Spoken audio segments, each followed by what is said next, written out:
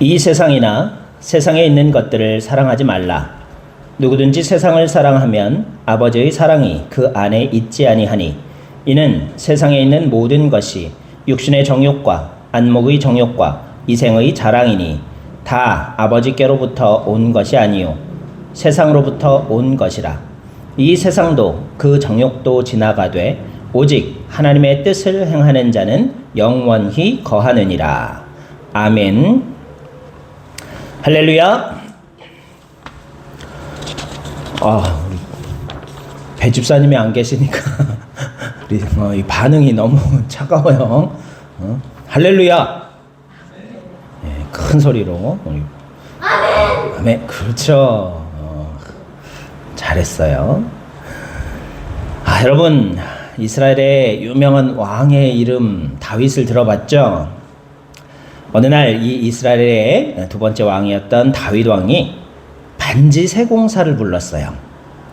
반지세공사를 불러가지고 날 위해 반지를 하나 만들되 거기에 내가 큰 전쟁에서 이겨서 기뻐할 때도 교만하지 않게 하고 또 내가 큰 절망에 빠져서 낙심할 때 좌절하지 않고 스스로 새로운 용기와 희망을 얻을 수 있는 글귀를 새겨 넣어서 반지를 하나 만들어 달라고 지시하였습니다.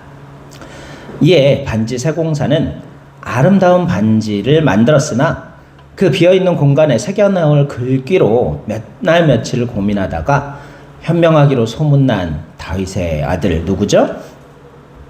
지혜의 왕? 지혜의 왕.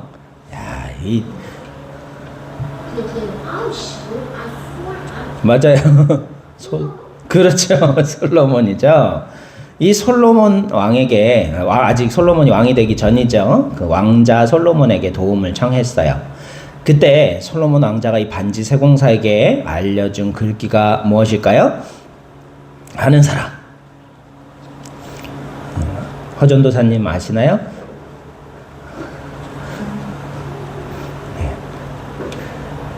이것 또한 지나가리라는 말이었어요.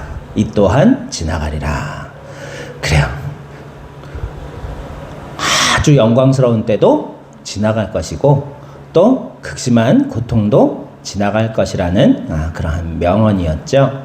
그래서 큰 전쟁에 이겨 교만해지기 쉬운 환호할 때에도 이 또한 지나가리라는 반지에 새겨진 문구를 보고 겸손을 얻을 수 있었고 또 큰 어려움에 빠져서 절망과 낙심 가운데에서도 이 반지를 바라보며 이 또한 지나가리라는 지혜의 말을 되새기면서 어려움의 때를 이길 수 있었다는 거예요. 고통스러울 때가 빨리 지나가기를 바라지만 행복할 때는 어때요? 그 순간이 마치 영원할 것처럼 착각하는 게 우리 인간이라는 거예요. 정말 더웠죠. 그저께까지만 해도 야 무슨 가을이 이렇게 덥냐 열대야다 그러면서 밤에도 선풍기를 틀어놓고 잤는데요. 갑자기 비가 내리기 시작하더니 어제는 아침에 추워요. 할머니 할아버지가 막 발 시렵다고 양말 신고 계시고 그래가지고 내가 창문을 닫으시면 되잖아요. 창문은 다 열어놓으시고 춥다고 막 그러시고 계시더라고요. 이렇게 하루 사이에 불과 몇 시간 사이에 또 온도 불과 2, 3도 차이로 덥다 춥다가 나뉘어지는 게 사람의 때라는 거예요. 이 고통스러운 때가 빨리 지나가기를 바라지만 또 우리는 즐거운 때는 영원히 계속되기를 소망하지만 자연은 어때요? 시간은 변함없이 빨리빨리 지나가 버리는 거예요. 계속될 것만 같던 이 무더위도 불과 몇 시간 사이로 물러가 버리고 비가 내리고 나니까 이제는 또 춥다고 불평을 할 그러한 때가 다가와 버렸어요. 그런데 이 말은요, 좋은 것과 나쁜 것, 이런 삶의 일부일 뿐만 아니라 우리의 삶 전체, 즉 우리가 가진 모든 것들이 다 지나가 버리는 것이라는 그러한 인생의 본질을 꿰뚫고 있는 말씀임을 기억할 수 있기를 소망합니다. 그래서 성경은 인생을 무엇에 비유합니까? 나그네에 비유하고 나그네라고 이해하죠. 나그네의 특징은 뭐예요? 한 곳에 머물지 아니하고 늘 떠나간다는 거예요. 계속해서 여행을 떠나는 것이 바로 나그네인데 우리 인생도 그렇다는 거예요. 그런데 우리가 슬퍼할 필요가 없는 것은 나그네라는 것은 또 무엇이 있다는 말씀일까요? 나그네에게도 고향이 있고 본향이라는 것이 있다는 거예요. 정처 없는 나그네와 같은 우리 인생이지만 그러나 우리 인생들에게도 본향, 돌아갈 고향이 있다는 것을 잊지 않고 살아갈 수 있기를 소망합니다. 시편 93편 기자는요, 하나님의 영원성을 찬양하고 노래하면서 인생이 한거할 수 없는 세월을 무엇에 비유할까요? 큰 물에 비유합니다. 감당할 수 없는 시련을 바다의 파도에다가 비유해 노래하고 있어요. 그래서 많은 시인들이 우리의 인생과 삶을 마치 바다 위를 배로 여행하는 항해와 같다 그렇게 비유하고는 하죠. 그런데 이 항해를 하기 위해서는 어때요? 항해의 출발 지점인 항구, 또 어딘가로 항해해서 도착해야 할 목적지인 항구가 꼭 필요하다는 거예요. 우리 인생도 마찬가지예요. 우리 인생의 출발점과 목적지가 있다는 것을, 나그네에게는 본향이 있다는 것을 늘 기억하면서 살아갈 수 있기를 소망합니다. 위태로운 항해는요, 출발지와 목적지가 되는 이 항구가 있기 때문에 가능한 것임을 깨닫기를 바랍니다. 정처 없고 연약하며 유한한 우리의 인생, 그래서 우리는요, 강하고 또 변함없는 것들을 소중히 여깁니다. 아무리 단단한 금속도요, 녹이 슬어버리죠. 하지만 황금은 어때요? 쉽게 녹이 슬지 않습니다.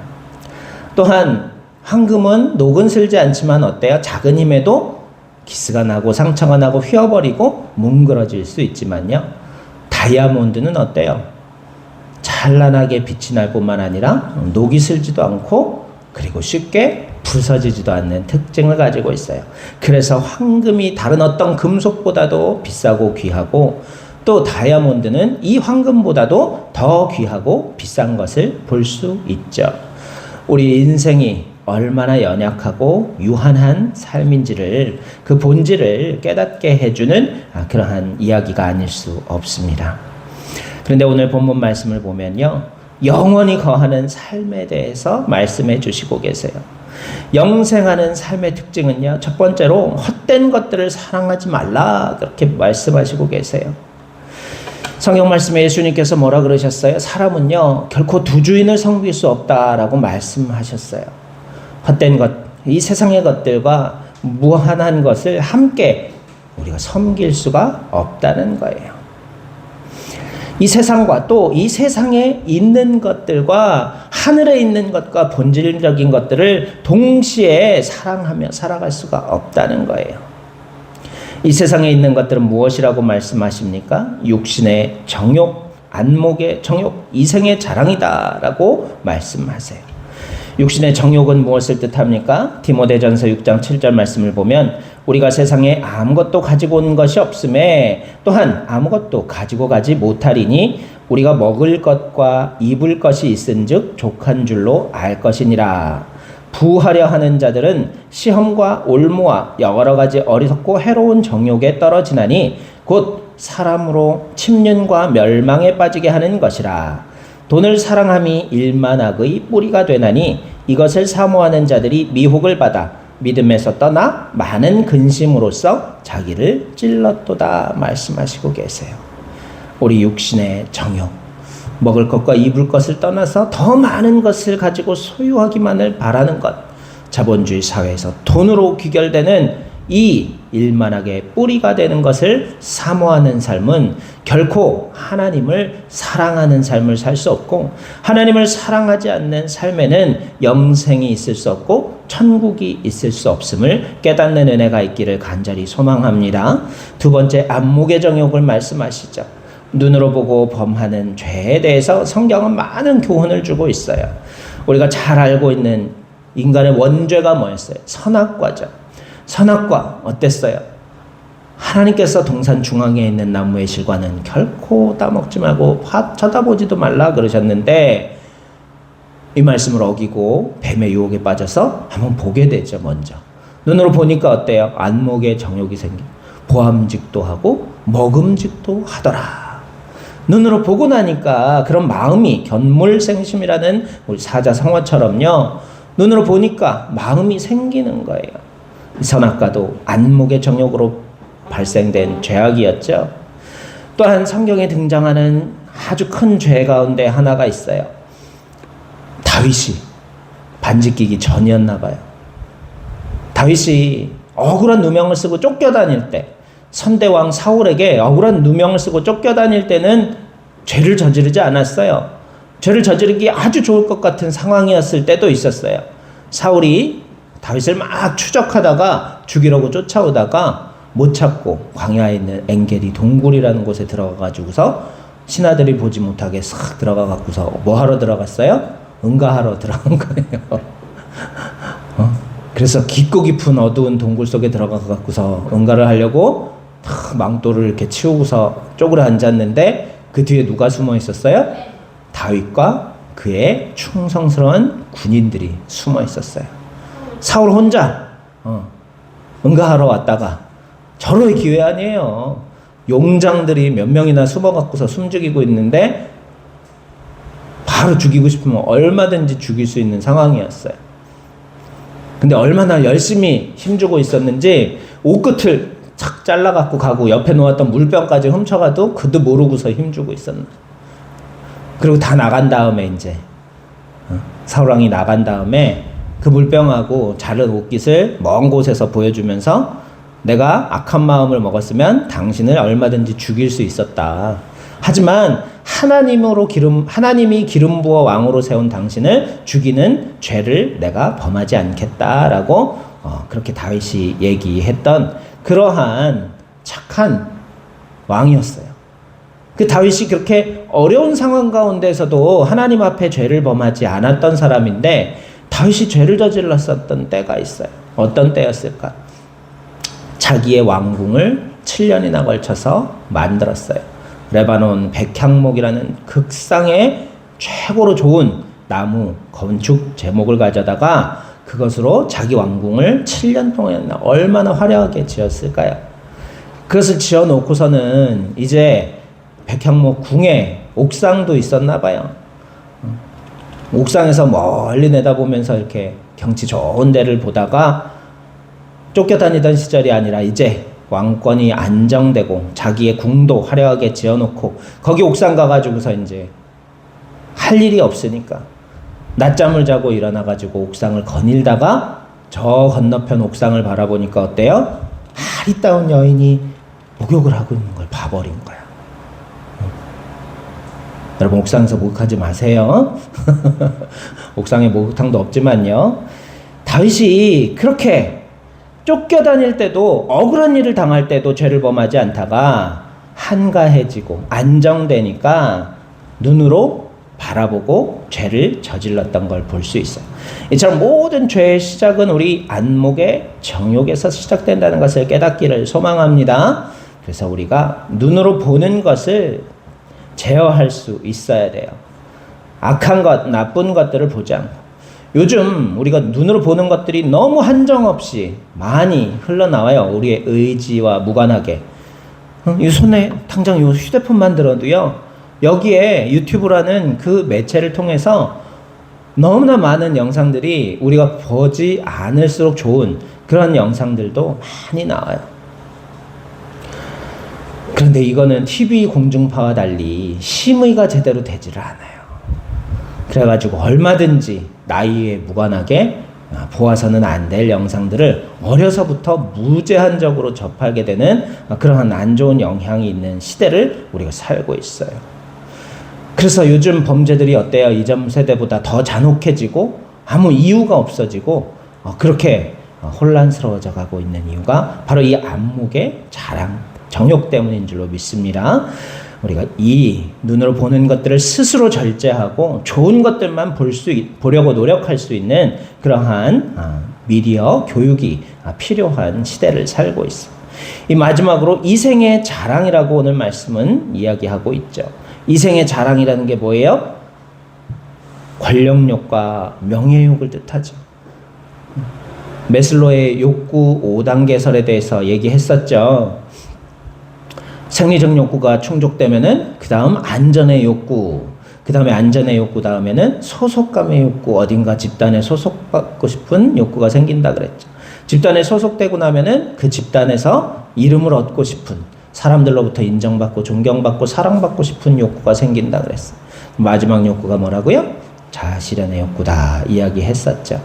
이 이생의 자랑이라는 것은요, 인간의 상위 욕구 중에 한 가지라는 것. 권력을 얻고 싶고 명예를 얻고 싶은 것, 이생의 자랑을 하고 싶은 삶을 자랑하고 싶은. 여러분, 우리가 춥고 배고플 때 사람들이 차 마시면서 대화해요? 안 그러죠. 춥고 배고프면 어때요? 먹고 살기 위해서 따뜻하게 하려고 그러고 일하려고 그러고 뭐라도 벌어먹고 살려고 노력하겠죠.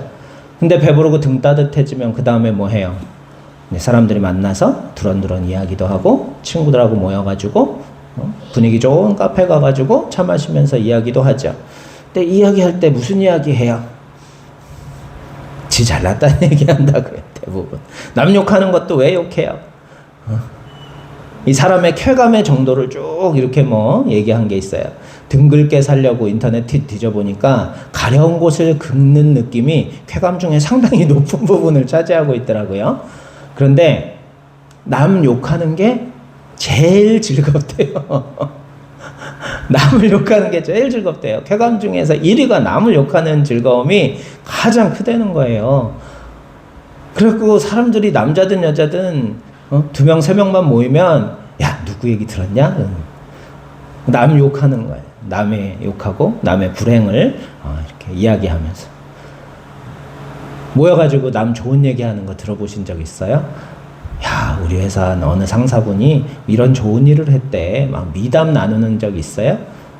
유재석이 이렇게 착한 일을 많이 했대. 그러면서 막 얘기하는 것보다 누가 또 어디 외국 가서 원정 도박해갖고 잡혔대. 연예인 누가 마약을 했대. 뭐 이런 안 좋은 이야기들만 나누잖아.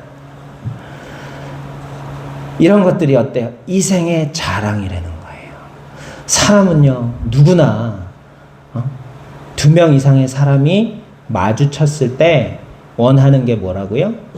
존중받고 싶어 한다는 거예요. 제가 목사 후보생 추천받을 때 도장 받으러 저 중학교 때 교회에 전도사님이셨던 김정출 목사님이라고 계셨는데 그분이 췌장암으로 돌아가셨어요. 근데 엄청난 미남이셨고 그리고 내가 그 중고등학교 때 교회에서 되게 따르던 목사님이셨어요.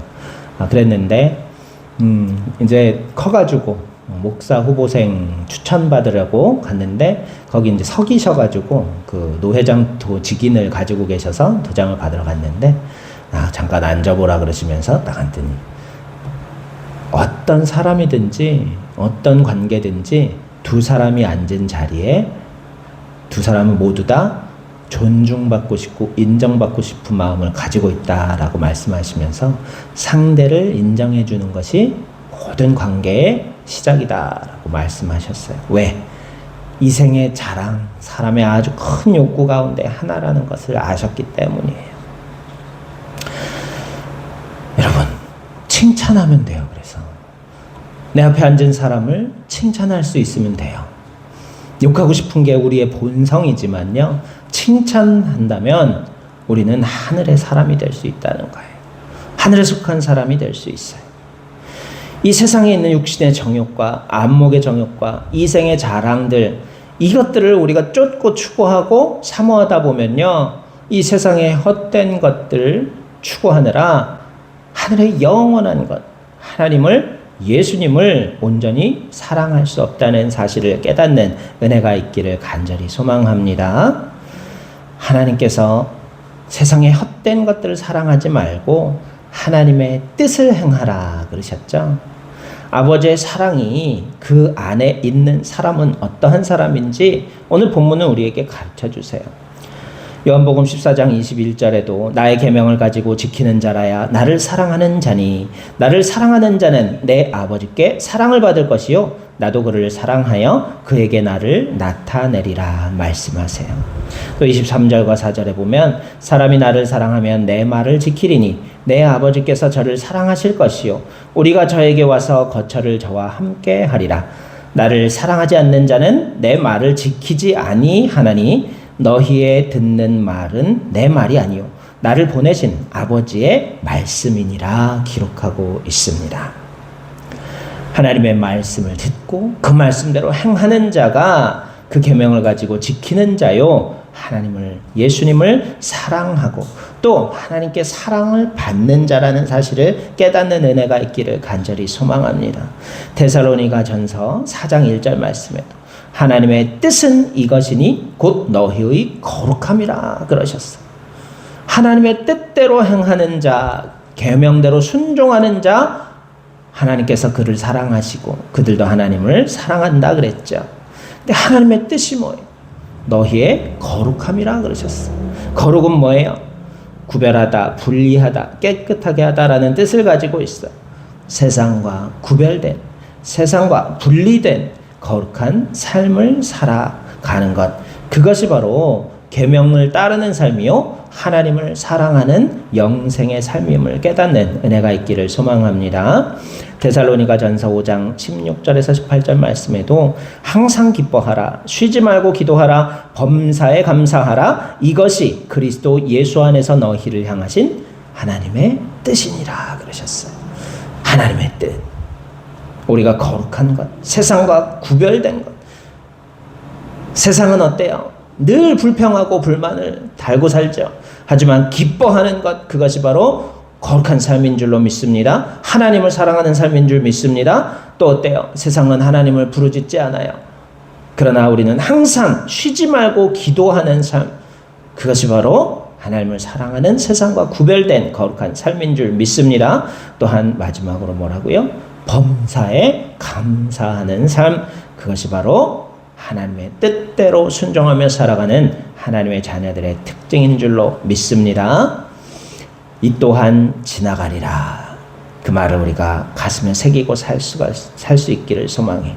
덧없는 인생을 의미 있게 사는 비결이 이 또한 지나가리라는 말씀을 새기며 영원하신 하나님만을 사랑하고 말씀드린 하나님의 뜻대로 행하며 살아가는 삶인 줄로 믿습니다.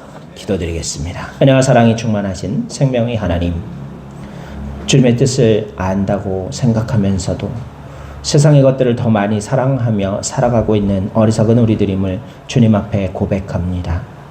하지만 그 모든 것들이 다 지나가 버릴 헛된 것들임을 깨닫게 하시고 오직 영원하신 분은 하나님 한 분뿐이시며 그 주님을 사랑함으로 말미암아 하나님의 뜻대로 순종하며 사는 길만이 헛되지 않은 영원한 삶을 살아가는 비결임을 깨닫게 하셨사오니 세상과 구별되어 하나님의 뜻만을 행하며 거룩하게 살아가는, 항상 기뻐하고 쉬지 말고 기도하며 모든 일에 감사할 수 있는 주님의 자녀로 살아가는 우리 모두가 될 수 있도록 지켜주시기를 간절히 소망하오며 우리 구주 예수 그리스도의 이름으로 감사하며 기도드리옵나이다.